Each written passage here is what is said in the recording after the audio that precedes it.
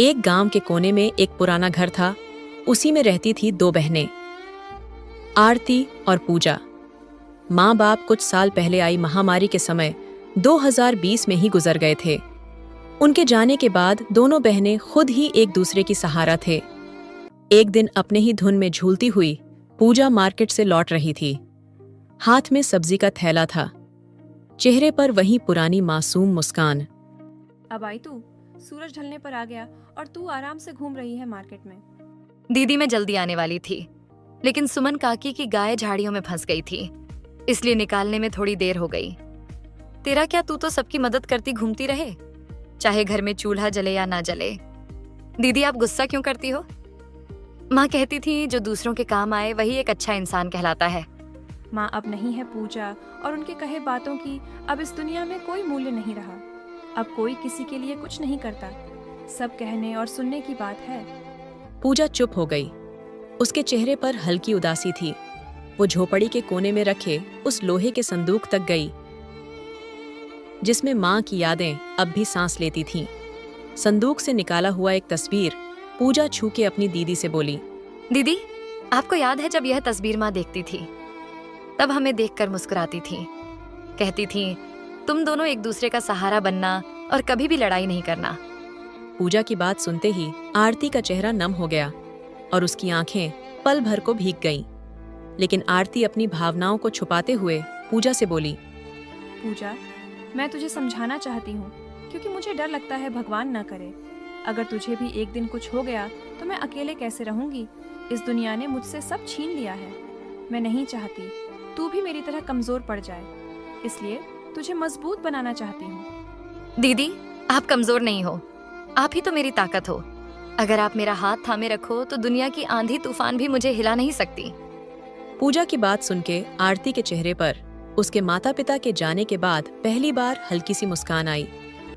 उसी समय धर्मराज उर्मिला और उनका बेटा रमन वहां आ जाते हैं। अरे ज्योति बिटिया कैसी है मेरी बच्ची, तू ठीक तो है ना? बहुत मुश्किल से जिंदगी बीता रही है मेरी बच्ची, भैया भाभी के इस दुनिया से जाने के बाद। हम ठीक हैं चाचा जी, अब जो है उसी में खुश हैं। आरती बिटिया, मैं सोच रही थी तुम्हें खेत के काम करने में बहुत परेशानी होती होगी। तुम्हारे हिस्से की जमीन जो है मेरे हवाले कर दो तो हम तुम दोनों को अपने घर में रख लेते। तुम दोनों बहुत खुश रहती हमारे साथ। हाँ माँ, तुम सही कह रही हो। इनका घर भी पुराना हो चुका है। थोड़े दिन में बारिश आने वाली है और बारिश का पानी अंदर आएगा और हमारा घर तो पक्का बना हुआ है, उसमें रह के यह लोग खुश रहेंगी। अब यह इनकी जमीन भी यूं ही पड़ी है, बर्बाद हो रही है। ये सब सुन के आरती की आंखों में गुस्सा भर जाता है। हमें किसी की जरूरत नहीं चाचा जी, यह जमीन हमारी माँ और बाबूजी की आखिरी निशानी है। उसे हम किसी को नहीं देंगे और न यह जमीन हम बर्बाद होने देंगे। इसमें हम खेती करेंगे और फसल उगाएंगे। अरे बेटी, तुम्हारी जो दूर वाली खेतों की जमीन है वह भी तो ऐसे ही पड़ी हुई है ना। और वैसे भी दुनिया समझदारी से चलती है और औरतें खेत नहीं जोतती। देख लेना, एक दिन रोती हुई आओगी हमारे पास, तब समझ आएगा कि रिश्तेदारों से मुंह नहीं मोड़ा करते। आरती को ये सब सुनाकर तीनों वहां से चले जाते हैं, लेकिन पूजा ये सब घर के अंदर से सुन रही थी। ये सुन के उसका चेहरा उतर गया। दीदी क्या सच में हम अकेले पड़ जाएंगे? वो लोग हमारी जमीन लेना चाहते हैं ना? हाँ पूजा, पर जब तक मैं जिंदा हूँ कोई हमारी जमीन छू भी नहीं सकता। तुझे कुछ नहीं होने दूंगी। दोनों बातें ही कर रही थी, तभी पूजा के आंखों में आंसू आ जाता है। दीदी, माँ बाबूजी की बहुत याद आती है नकास। माँ बाबूजी होते तो चाचा जी हमारे जमीन पे कब्जा करने को ना सोचते। दीदी कल हम दोनों कहीं घूमने चलेंगे, थोड़ा अच्छा लगेगा। पूजा, लोग बातें बनाते हैं, कहते हैं इन दोनों के पास पैसे नहीं रहता और घूमने को निकल लेती हैं। पर हम तो अच्छे हैं ना, हमने कभी किसी की मदद नहीं लिया है। हमें डर के नहीं, डट कर जीना चाहिए। दीदी नहीं, हम नहीं जाएंगे कहीं घूमने, हम अपने घर में ही ठीक हैं। अच्छा दीदी, खेत तो चलोगी? जो हमने सब्जियां उगाई थी देखेंगे कैसे है। यही सब बात करके दोनों बहनें जैसे तैसे रात को सो जाती हैं। अगली सुबह दोनों बहनें अपनी खेतों को देखने जाती हैं। उस खेतों में दोनों बहनों ने मेहनत करके थोड़ी सी सब्जियां उगाई थीं। दी अच्छा हुआ कि माँ बाबूजी के जाने के बाद हमने ये ज़मीन बेचा नहीं। अभी देखो हमने मेहनत करके कितनी सारी सब्जियां उगाई हैं। अब हम किसी व्यापारी को ये बेच के थोड़े पैसे कमा सकते हैं। हाँ, तू ठीक बोल रही है।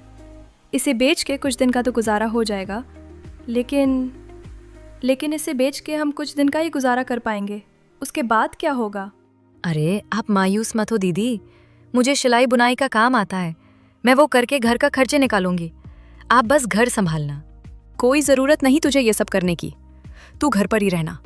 जो सब्जियां हमने उगाई हैं, मैं उन्हें व्यापारी को नहीं बेचूंगी, बल्कि हम सब्जी का ठेला लगाएंगे।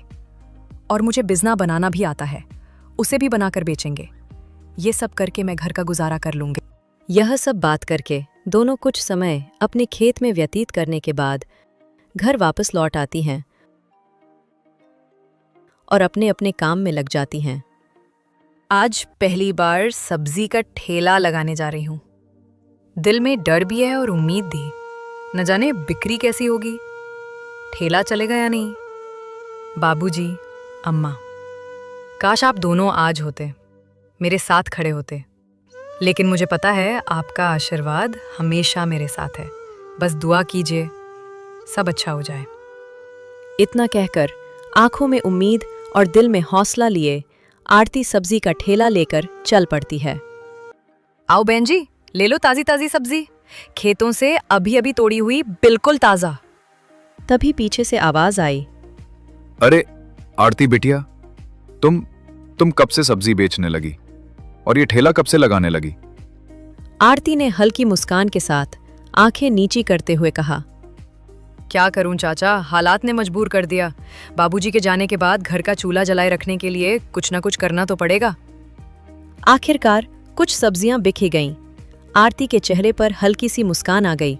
दिल में सुकून था कि अब घर का खर्चा चल जाएगा। रात को जब दोनों सोने जाते हैं, तब दोनों बहनें अपनी मुश्किल भरी जीवन के बारे में एक दूसरे से बात करने लगते हैं। दीदी, माँ बाबूजी के बिना ये रातें कितनी डरावनी लगती हैं ना।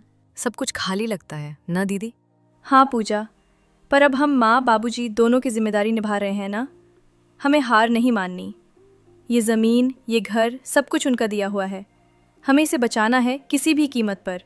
यही सब तो माँ बाबूजी की यादें हैं। आरती बहुत ही हिम्मती थी। वह तो किसी से मदद भी नहीं लेना चाहती, लेकिन उसे अपनी बहन को लेकर बहुत चिंता होती थी। दीदी चलो, आज तो घर का थोड़ा खर्चा निकल ही आया। कल हमें फिर से सब्जी तोड़ने जाना है। सब्जियों में जो घास उगाई है उसे भी निकाल देंगे। अगर थोड़ी बहुत सब्जी बची होगी तो ले आएंगे। कुछ ना कुछ खर्चा तो निकल ही जाएगा। वैसे खेत भी देख लेंगे, कहीं रमन कोई नुकसान तो नहीं कर रहा। अगले दिन जब दोनों बहनें खेत पर पहुंची तो देखा कि इस जमीन के बीच एक बांस गड़ा हुआ है। दीदी, ये जमीन के बीचों बीच बांस कौन गाड़ गया? ये तो कल यहाँ नहीं था और ना ही हमने इसे गाड़ा है। जरूर इसे कोई यहाँ गाड़ गया है। ये ज़रूर हमारे चाचा चाची का काम होगा, लेकिन ये काम बिना किसी सरकारी आदमी के नहीं होता। इसका मतलब हमारे खेत को ये लोग बांटने की साजिश कर रहे हैं। दीदी, हम कल सरपंच जी के पास जाएंगे। उनसे पूरी बात कहकर इंसाफ मांगेंगे। हम अपनी ज़मीन के लिए लड़ेंगे, चाहे जो हो जाए। तभी दूर से रमन उनकी ओर आता हुआ दिखाई देता है। कैसा लगा मेरा मजाक? देख के तो होश ही उड़ गए होंगे ना। अभी तो बस झटका लगाया है, असली तमाशा तो अभी बाकी है। देखते जाओ। रमन भैया, हमने किसी से कुछ छीना नहीं है, फिर आप हाथ धोकर हमारे पीछे क्यों पड़े हैं? हम किसी के पीछे नहीं पड़े, बस अपना हक मांग रहे हैं। पूजा की आवाज में डर भी था और गुस्सा भी। हक? कैसा हक? ये जमीन तो हमारे बाबूजी की है, तुम्हारा इसमें कोई हिस्सा नहीं बनता। ये जमीन आदि हमारी है, समझी? अब बिना शोर शराबे के हमें सौंप दो, वरना अंजाम अच्छा नहीं होगा। अंजाम अच्छा नहीं होगा? क्या कर लोगे तुम रमन? धमकियां देना बंद करो। तुम्हारा लालच और चालबाजियां अब हमें अच्छी तरह समझ आ चुकी हैं। रमन ने गुस्से में एक कदम आगे बढ़ते हुए दांत भींचकर कहा, बहुत तेज बोलने लगी हो आरती, पर याद रखो तुम दोनों बहनें ज्यादा दिन टिक नहीं पाओगी। कल पंचायत में सब मेरे हक में तय हो जाएगा और उसके बाद अगर तुमने इस खेत में कदम भी रखा तो अंजाम बहुत बुरा होगा। इतना कहकर रमन धमकी देता हुआ वहां से चला गया। पूजा की आंखों में आंसू भर आए। दीदी, अब चुप बैठने का समय खत्म हो गया है। कल हम सीधे सरपंच जी के पास जाएंगे, पूरी बात साफ साफ कहेंगे और हिसाब मांगेंगे। हम अपनी जमीन के लिए लड़ेंगे, चाहे पूरी दुनिया हमारे खिलाफ क्यों ना। यह सब बात करके दोनों कुछ समय अपने खेत में व्यतीत करने के बाद घर वापस लौट आती हैं। अब पूरे गांव में चर्चा फैल गई थी। अरे सरला, तुमने भी कुछ सुना क्या? धर्मराज ने अपने ही भाई की जमीन उसकी बेटियों से छीनना चाहते हैं। लोग हैरान हैं कि कोई इंसान अपने ही खून के साथ इतना बड़ा अन्याय कैसे कर सकता है। अगले दिन सुबह आरती और पूजा सीधा सरपंच जी के घर पहुंचती हैं। दोनों रोते हुए बोली, सरपंच काका, हमारे चाचा चाची हमारी ज़मीन ज़बरदस्ती छीनना चाहते हैं, हमें न्याय दिलाइए। इतना कहते ही उधर से उनके चाचा चाची और उनका बेटा रमन भी तमतमाते हुए आ पहुंचे। अपनी सफाई देते हुए सरपंच जी से बोले, सरपंच जी, जब ये दोनों छोटी थी तब इन्हें मैंने ही पाला पोसा, अपने घर में रखा, खाना पीना सब कुछ मैंने ही कराया। अब बड़ी होकर उल्टा हम पर ही इल्जाम लगा रही हैं। हम तो बस इतना कह रहे हैं कि जमीन आधी हमारी होनी चाहिए, उसी में खेती करेंगे तो इन्हें भी मिलेगा और हमें भी। और फिर जब मेरा भाई जिंदा था तब उसने खुद कहा था कि आधी जमीन मुझे दे देना। अब ये बात कौन माने? सरपंच जी ने धर्मराज का पक्ष लेते हुए कहा, ठीक ही तो कह रहे हैं तेरे चाचा आरती बिटिया। जब छोटी थी तू और पूजा, तब तुम्हें इन्होंने ही पाला पोसा। अब आधी जमीन पर तो इनका हक बनता है। आरती गुस्से से कांपते हुए बोली, झूठ, ये सब झूठ है। हमारे पिताजी ने कभी ऐसा कुछ नहीं कहा था। भीड़ में फुसफुसाहट होने लगी। तभी सरपंच जी को समझ आ गया कि आरती गुस्से में है और सच्चाई भांप चुकी है। सरपंच जी ने गंभीर स्वर में कहा, ऐसे लड़ने झगड़ने से कुछ साबित नहीं होगा। पटवारी को बुलाओ और सारे कागजात लेकर मेरे पास आओ, फिर मैं देखूंगा कि सच क्या है और झूठ क्या। तभी वहां से आरती और पूजा निकल पड़ी। रास्ते में एक पेड़ के नीचे पहुंचकर रुकी। पूजा की आंखों में डर था। उसने धीमे स्वर में कहा, दीदी, अगर पंचायत ने हमारा साथ नहीं दिया तो हम कहाँ जाएंगे? आरती ने उसकी हथेली कसकर पकड़ते हुए कही, पूजा, डरना मत। सच हमेशा जीतता है। और ये जमीन, ये सिर्फ मिट्टी नहीं है, ये माँ बाबूजी की आखिरी निशानी है। कोई भी हमसे ये नहीं छीन सकता। दोनों बहनें घर पहुंच गईं। शाम हो चुकी थी। वे बिना कुछ खाए, आंखों में चिंता लिए चुपचाप लेट जाती हैं। रात गहरी होती गई, लेकिन नींद उनकी आंखों से कोसों दूर थी। दोनों के मन में एक ही सवाल घूम रहा था, कल पंचायत में क्या होगा, किसकी जीत होगी। आरती और पूजा जानती थीं कि सभी आपस मिले हैं। धर्मराज से पटवारी और की सरपंच तक उनके साथ मिले हुए थे। यही सोच सोचकर दोनों बहनों का दिल और भारी हो गया था।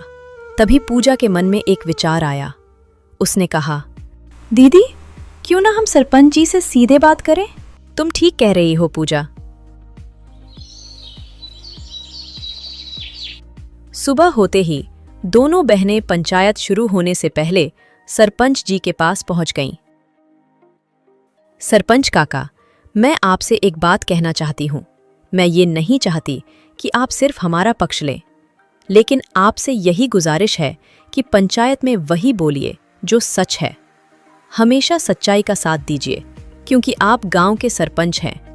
अगर आप भी झूठ का साथ देंगे तो लोगों का आप पर से भरोसा उठ जाएगा। गांव के बीच चौपाल पर आज भीड़ उमड़ पड़ी थी।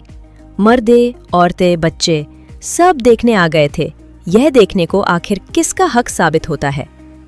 सरपंच, पटवारी और गांव के बुजुर्ग बड़े तख्त पर बैठ चुके थे। इतने में वहां धर्मराज भी अपनी पत्नी और बेटा रमन के साथ आ जाता है। अरे वाह, बड़ी जल्दी आ गई आरती बिटिया। क्या बात है, पंचायत से पहले ही रिश्वत चराने आई हो क्या? आरती चुप रही। उसने एक शब्द भी नहीं कहा। उसकी आंखों में बस गुस्सा और आंसुओं की नमी साफ झलक रही थी। इतने में मुनीम जी भी वहां आ पहुंचे। उनके हाथ में जमीन से जुड़े सारे कागजात थे। सरपंच जी ने मुनीम से कहा, लाइए मुनीम जी, कागज दिखाइए। देखें इनमें क्या सही है और क्या गलत। सरपंच जी ने कागजात गौर से देखे और तुरंत समझ गए कि धर्मराज ने नकली कागज बनवाए हैं। उन्होंने सबके सामने सख्त लहजे में कहा, ये कागज असली नहीं है, इनमें कुछ पुराने हैं और कुछ नए जोड़ दिए गए हैं। इनसे जमीन का कोई फैसला नहीं सुनाया जा सकता। असली और पूरे कागज लाओ, वरना पंचायत तुम्हारे हक में कुछ भी तय नहीं करेगी। तो इसका मतलब ये कागज झूठे हैं? एक बात ध्यान से सुन लो धर्मराज, जब तक तुम्हारे पूरे और असली कागज साबित नहीं हो जाते, तब तक ये जमीन आरती और पूजा दोनों बहनों की मानी जाएगी।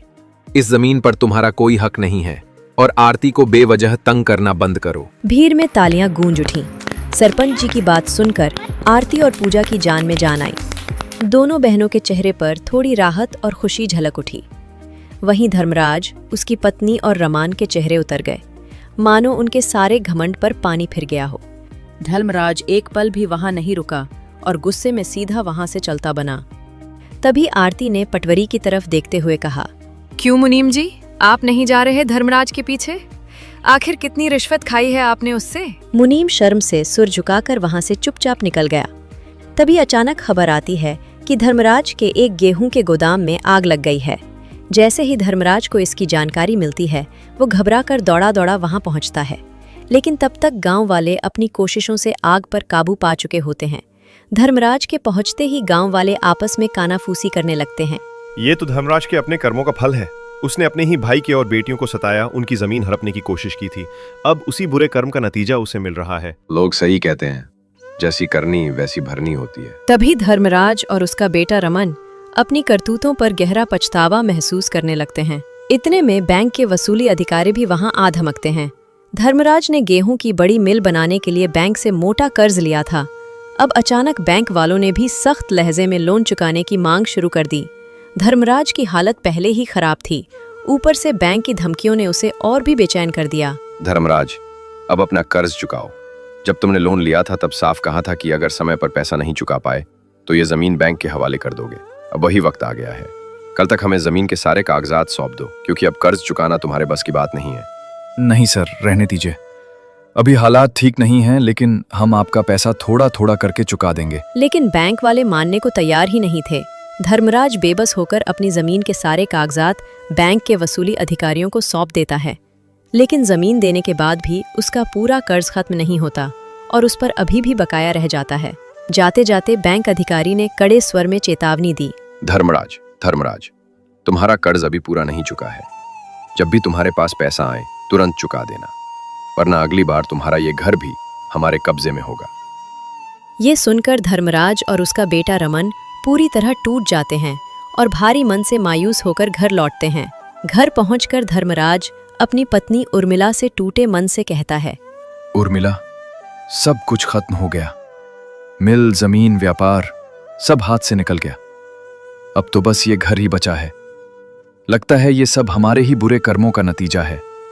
ऐसा मत कहिए जी, शायद अभी भी कोई रास्ता बचा है। कैसा रास्ता हो सकता है? हमने अपने ही भाई की बेटियों को सताया, उनकी जमीन हड़पने की कोशिश की और अब उसी बुरे कर्म का फल हमें भुगतना पड़ रहा है। हाँ बाबूजी, हमसे बहुत बड़ी गलती हुई है। अब हमें उसके बुरे नतीजे भुगतने ही पड़ेंगे। तीनों के चेहरे पर निराशा और पछतावा साफ झलकता है। तभी उर्मिला कांपते स्वर में कहती है, ए जी, मेरे मन में एक बात आई है। क्यों न हम आरती और पूजा के पास चलें, उनसे माफी मांग लें। शायद वे हमें माफ कर दें। हम उनसे ये भी कहेंगे कि अगर वे चाहें तो हमें अपने खेत में खेती करने की इजाजत दे दें। धर्मराज पहले हिचकिचाता है। क्या कह रही हो? इतना सताया है हमने उन्हें, अब किस मुंह से जाएंगे उनके पास? हाँ बाबूजी, माँ बिल्कुल सही कह रही हैं। हमें झुकना ही होगा, वरना भूखों मर जाएंगे। आखिरकार धर्मराज, उर्मिला और रमन मन से आरती और पूजा के घर पहुंचते हैं। आरती कठोर स्वर में, चाचा जी, अब आप लोग यहाँ किस लिए आए हैं? क्या अभी भी कुछ बाकी है? धर्मराज सिर झुकाकर, बेटी, हमारे साथ बड़ा दुखद हादसा हुआ है। मिल में आग लग गई, सब कुछ बर्बाद हो गया।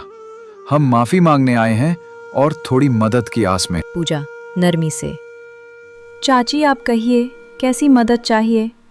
आरती गुस्से में, पूजा, भूल गई क्या इन्होंने हमें कितना सताया था? हमारे बुरे वक्त में कहाँ थे ये? अब क्यों मदद करें हम इनकी? पूजा आंखों में आंसू लिए, दीदी, माँ बाबूजी होते तो क्या करते? वे हमेशा कहते थे माफ़ी ही सबसे बड़ी जीत है। हम अगर इन्हें माफ़ कर देंगे तो हमारे दिल हल्के हो जाएंगे। आरती पूजा की मासूमियत और आंसू देखकर पिघल जाती है। धीरे से कहती है, ठीक है पूजा, तेरी बात से मैं भी इनकी मदद के लिए तैयार हूँ। आरती, पूजा, तुम दोनों हमारे घर चलो। हम सब एक ही छत के नीचे रहेंगे। अब हम तुम्हें बिल्कुल भी परेशान नहीं करेंगे। हमारे घर में तुम दोनों बहनें चैन और इज्जत से रह सकोगी। परिवार की तरह मिलकर रहेंगे।